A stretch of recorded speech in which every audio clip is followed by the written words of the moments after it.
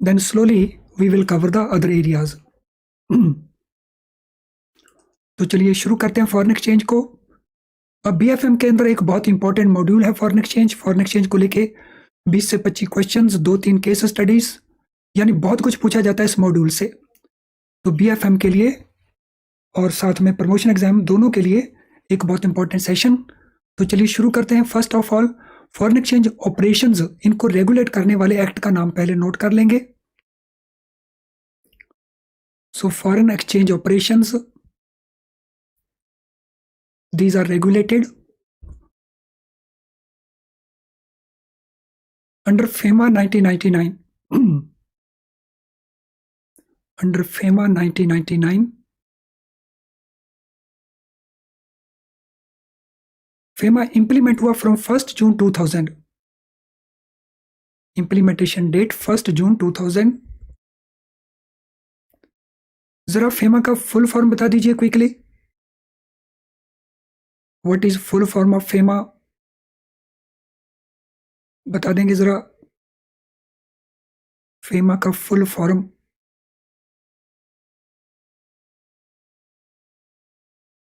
Foreign exchange management act. Foreign exchange management act, इसने replace किया एक दूसरे एक्ट को, उसका नाम नोट कर लेंगे। It replaced FERA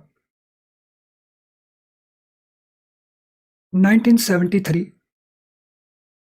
foreign exchange regulation act 1993, इसको रिप्लेस कर दिया फेमा ने, रिप्लेस्ड बाय फेमा।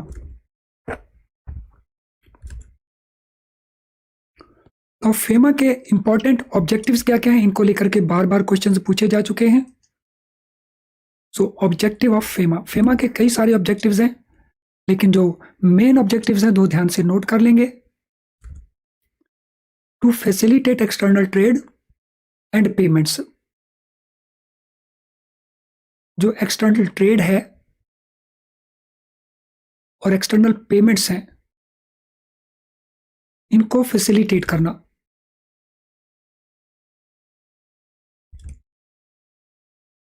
सेकेंडली, जो फॉरेन एक्सचेंज मार्केट्स हैं उनको ऑर्डरली वे में डेवलप करना।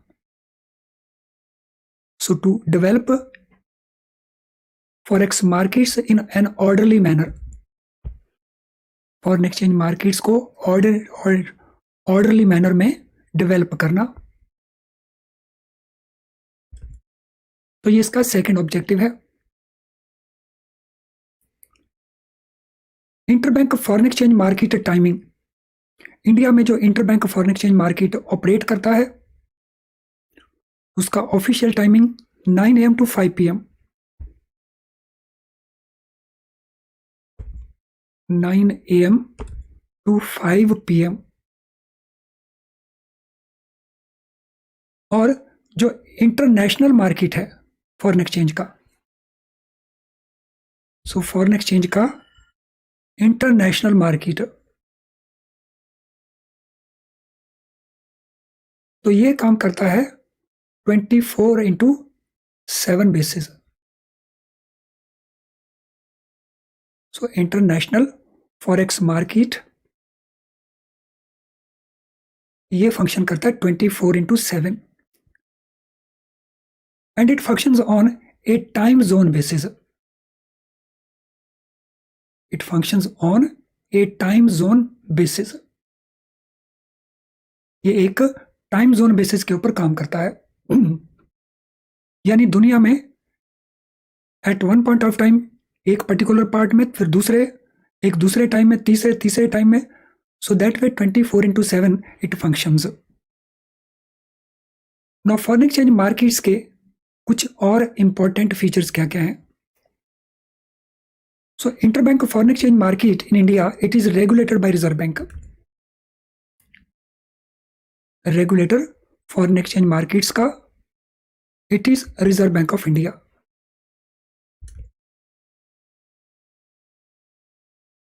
फॉरेन ट्रेड जो इंडिया का है, it is regulated by DGFT, director general foreign trade. Foreign exchange market regulator है आरबीआई, फॉरेन ट्रेड का जो रेगुलेटर है that is DGFT, director general foreign trade. Now, foreign exchange markets they work from Monday to Friday. So they work from Monday to Friday. So Saturday and Sunday they are closed days. क्योंकि international markets में इन दिनों काम बिल्कुल नहीं होता। हमारे यहाँ Saturday full working day है, एक सैटरडे बीच में, लेकिन because international markets are closed इसलिए Saturday Sunday our markets broadly also remain closed. हाँ, Monday to Friday small transactions can be undertaken by banks at their discretion. Small transactions can be undertaken by banks at their discretion, यानी large transactions नहीं होती क्योंकि उनकी settlement issue रहेगा, लेकिन at bank discretion small transactions can be allowed to customers. Now foreign currency के rates, foreign currency rates in India are fixed by demand and supply position. So foreign currency rates are fixed by demand and supply position, यानी market forces इनको तय करती हैं। अब क्योंकि ये demand supply basis के ऊपर है इसीलिए इसमें बहुत फ्लक्चुएशन है, तो इनको हम फ्लोटिंग रेट्स भी बोल देते हैं। सो इंडिया में जो फॉरेन करेंसी के रेट्स हैं वो फ्लोटिंग रेट्स हैं, very quickly changing all the times, और इनको डिटरमिन करती हैं market forces of demand and supply. So RBI intervenes in extreme situations. RBI intervene करता है जब एक्सट्रीम सिचुएशंस होती हैं। नॉर्मली आरबीआई इंटरफेयर नहीं करता इन मार्केट्स में। सो आरबीआई इंटरवीन्स, कैसे इंटरवीन करता है? बाय बाइंग डॉलर्स और फॉरेन करेंसी और by selling foreign currency. So buying and selling foreign currency depending upon the situation RBI extreme situation में intervene करता है। तो यहां तक जो बेसिक्स हमने कवर किए हैं, इनमें कोई बेसिक्स में आपको इशू लगता है, क्वेश्चन है तो बता दीजिए, अदरवाइज स्माइल करके दिखा दीजिए quickly. So if you have some issue तो क्वेश्चन टाइप कर दीजिए, अदरवाइज स्माइल करके दिखा दीजिए। सीआईबी वाले ध्यान रखेंगे फॉरेन एक्सचेंज को लेकर के 2-3 केस स्टडीज लगातार तकरीबन पूछी जाती हैं, और केस स्टडीज में हम अच्छे मार्क्स स्कोर कर सकते हैं अगर हमें फंडास की क्लैरिटी हो। हमारी प्रॉब्लम रहती है कि फंडास की हमें क्लैरिटी नहीं होती, जिसके कारण फिर हम केस स्टडीज में या दूसरे क्वेश्चंस में स्टक अप हो जाते हैं। यस, क्विकली सभी स्माइल करके दिखा देंगे, all of you. So small transaction mean small value की ट्रांजैक्शंस, छोटे छोटे अमाउंट की ट्रांजैक्शंस। चलिए अब चलेंगे हम इसी में फॉरेन करेंसी की ट्रांजैक्शंस किस किस टाइप की ट्रांजैक्शंस होती हैं। सो types of foreign currency transactions, types of foreign currency transactions.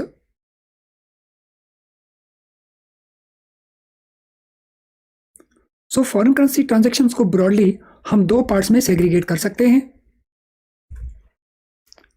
एक पार्ट जिनको हम कहते हैं कैपिटल अकाउंट की transactions, and second part current account की transactions. Capital account and current account transactions, इन्हीं से जुड़ी हुई हमारी ट्रांजैक्शंस हैं trade balance, current account, balance of payment, इनसे ही जुड़ी हुई टर्म्स हैं। तो trade balance, current account and balance of payment. चलिए पहले देखेंगे कैपिटल अकाउंट ट्रांजैक्शंस कौन सी ट्रांजैक्शंस हैं। कैपिटल अकाउंट कोई भी ट्रांजैक्शन जो आउटसाइड द कंट्री हमारी एसेट लायबिलिटी पोजीशन क्रिएट कर दे या उसको चेंज कर दे, तो that transaction is called capital account transaction. So transaction which changes or creates asset liability position outside the country. So अगर कोई इंडियन रेजिडेंट है, ये रेजिडेंट इंडिविजुअल भी हो सकता है, ये रेजिडेंट एंटिटी भी हो सकती है. सो एंटिटी जैसे लेटर से एसबीआई है. अगर एसबीआई कोई ऐसी ट्रांजैक्शन करता है अपने लिए जो एसबीआई की एसेट पोजीशन को या लाइबिलिटी पोजीशन को आउटसाइड द कंट्री अब्रॉड अगर उसको चेंज कर देता है तो उसको हम कहते हैं कैपिटल अकाउंट का transaction. For example, SBI purchased office building in London. SBI purchased office building in London.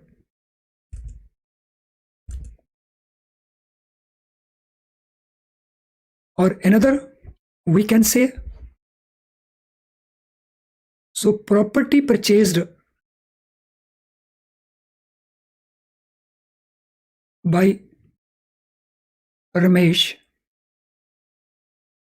in US. So मान के चलते हैं रमेश इंडियन रेजिडेंट है, वो यूएसए के अंदर प्रॉपर्टी परचेज करता है, तो this becomes capital account transaction, क्योंकि रमेश के परचेज करने से उसका जो एसेट है आउटसाइड कंट्री क्रिएट हो गया है. तो कोई भी ट्रांजैक्शन जो outside the country asset liability position को क्रिएट कर दें या उसमें चेंज कर दें तो उनको हम कहते हैं कैपिटल अकाउंट ट्रांजैक्शन.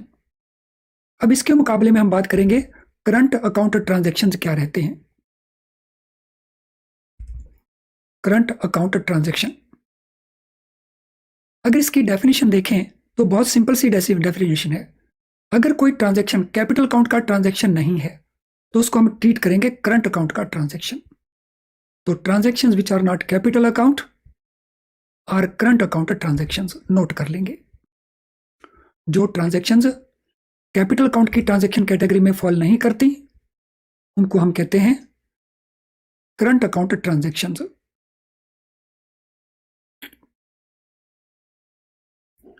एग्जाम्पल के तौर पे import export of goods and services.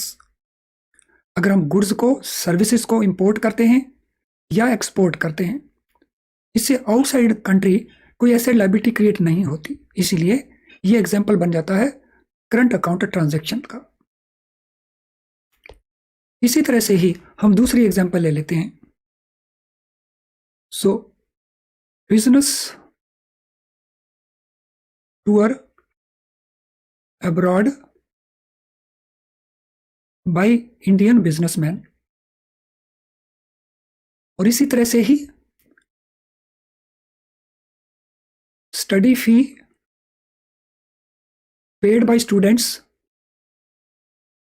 To foreign universities. ये सारी की सारी करंट अकाउंट की ट्रांजैक्शंस हैं. इनको लेके केस स्टडी भी बन सकती है, इनको लेके नॉर्मल क्वेश्चंस भी बन सकते हैं. तो अगर आपको फंडास क्लियर हैं तो फिर केस स्टडी आए या नॉर्मल क्वेश्चन आए कुछ भी डिफिकल्ट नहीं है. प्रॉब्लम हमारी तब है जब हमारे फंडा में इशू है. अब इससे रिलेटेड 3 और टर्म्स मैंने नोट की थी. वो टर्म्स क्या हैं और उनका मीनिंग क्या है. सो एक टर्म आती है balance of trade.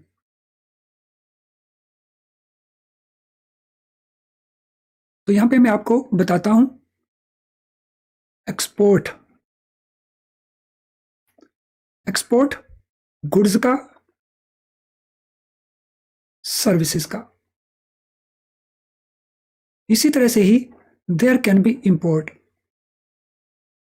Import goods का, इंपोर्ट सर्विसेज का. सो बैलेंस ऑफ ट्रेड जो है ये आता है आउट ऑफ गुड्स. तो बैलेंस ऑफ ट्रेड क्या है? गुड्स को हम कहते हैं मर्चेंडाइज.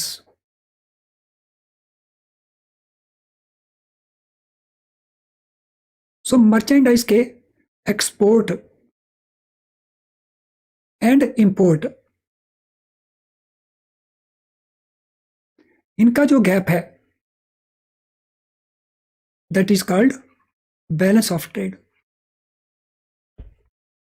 सो अगर एक्सपोर्ट्स हमारे 100 के हैं, इंपोर्ट हमारे 160 के हैं, तो बैलेंस ऑफ ट्रेड 60 आ गया और ये माइनस में है, जिसको हम डेफिसिट कहते हैं। इंपोर्ट्स ज़्यादा है, एक्सपोर्ट्स कम है, तो ये डेफिसिट है। तो this is called balance of trade. I hope balance of trade term is very very clear to all of us. सभी को एकदम क्लियर है। दूसरी टर्म हमारे पास आती है capital account, sorry current account, not capital account, current account. Current account में जितना हमारा एक्सपोर्ट है गुड्स एंड सर्विसेज का, जितना हमारा इंपोर्ट है गुड्स एंड सर्विसेज का, इनका जो गैप है, so that gap is called current account position. So अगर हमारा एक्सपोर्ट 300 का है और इंपोर्ट गुड्स एंड सर्विसेज दोनों का मिला के 480 का है, तो हमारे पास नेगेटिव गैप आ जाएगा 180 का, तो जिसे हम कहते हैं current account deficit. Current account deficit. सो करंट अकाउंट डेफिसिट जितना बढ़ेगा उतना उस कंट्री की जो करेंसी की वैल्यू है वो रिड्यूस होगी। सो नोट कर लेंगे, increasing current account position, deficit position, increasing current account deficit position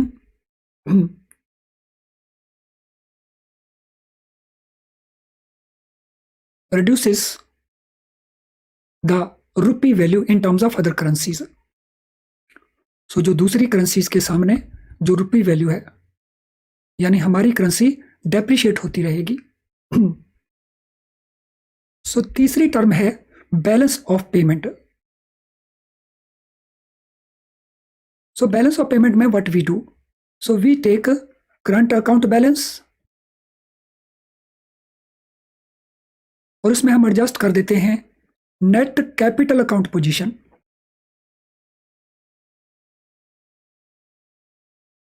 net capital account position, इन दोनों का जो गैप होगा, so that is called balance of payment.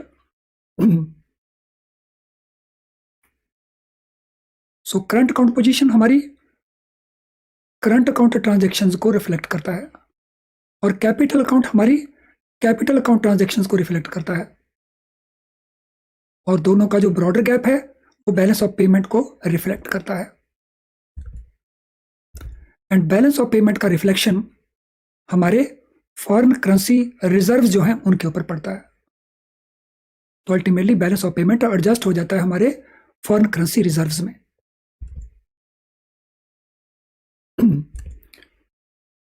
I hope everything we are able to relate. हर एक चीज हम ठीक से रिलेट कर पा रहे हैं। जरा बता देंगे quickly, are be able to relate everything properly?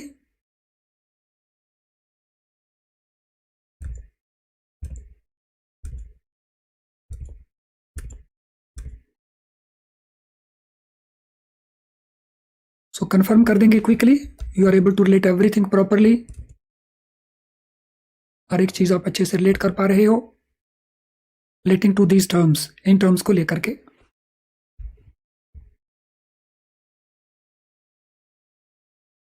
कर देंगे कंफर्म। सो लास्ट लाइन क्या है?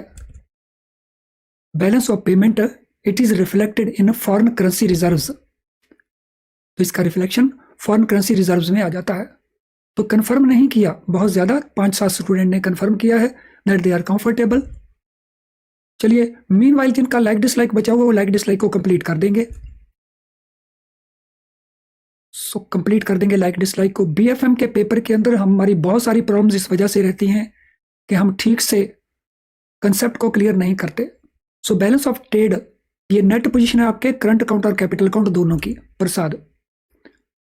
सो balance of payment net position है हमारे करंट अकाउंट और कैपिटल दोनों को मिला करके, तो उसको वो रिप्रेजेंट करता है। यस, ट्रेड बैलेंस में गुड्स का रहता है और करंट अकाउंट में गुड्स एंड सर्विसेज दोनों का रहता है। सो जब हम ट्रेड बैलेंस की बात करते हैं we talk about goods only, merchandise only. लेकिन जब हम बात करते हैं करंट अकाउंट की तो उसके अंदर हम गुड्स सर्विसेज दोनों को ले लेते हैं। तो जिनका लाइक डिसलाइक बचा फटाफट लाइक डिसलाइक को कंप्लीट कर देंगे, जरा जल्दी कर दीजिए कंप्लीट। और मीनवाइल हमारे कुछ स्टूडेंट्स की अभी भी दिक्कतें हैं तो मैं उनको क्लैरिफाई कर देता हूं। सो जब हम बात करते हैं बैलेंस ऑफ ट्रेड की तो इसमें हम करंट अकाउंट में केवल गुड्स को लेते हैं।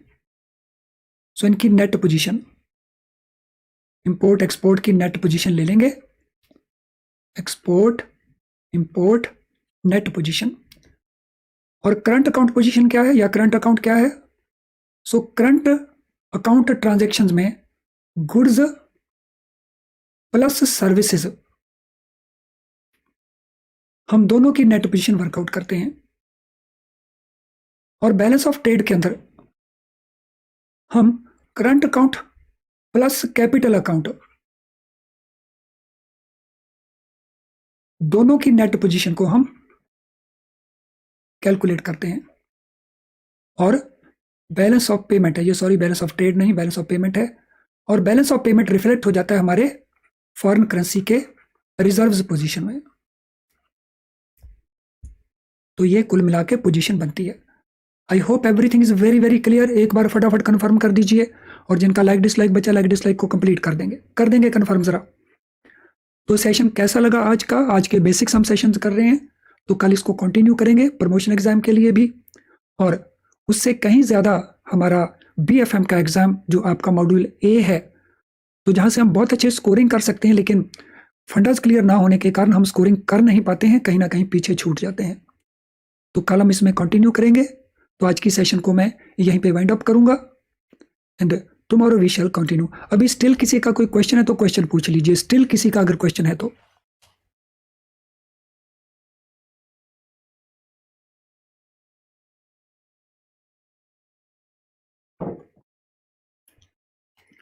हम में से कई स्टूडेंट कमेंट बॉक्स में जाके कमेंट नहीं करते हैं, तो आज से हमने दोबारा मॉनिटर करना शुरू किया है। अगर आप क्लास को तो ज्वाइन करते हो और कमेंट नहीं करते हैं, तो कुछ दिनों के बाद आपकी जो चैट की फैसिलिटी है हम इसको डिसेबल कर देंगे, जो हम नहीं चाहते किसी भी स्टूडेंट के लिए। इसीलिए जैसे ही ये क्लास खत्म होती है उसके 2 मिनट के बाद आपको कमेंट बॉक्स नजर आना शुरू हो जाता है, तो उसके में कमेंट जरूर करिए कि सेशन आपको कैसा लगा और क्यों लगा, सो दैट आपकी फीडबैक के बेसिस के ऊपर और बहुत सारे स्टूडेंट्स हैं जो उन सेशंस को वॉच करते हैं, उनको बेनिफिट मिल जाता है और हमें फीडबैक मिल जाता है। चलिए कल मिलेंगे फिर। Thank you.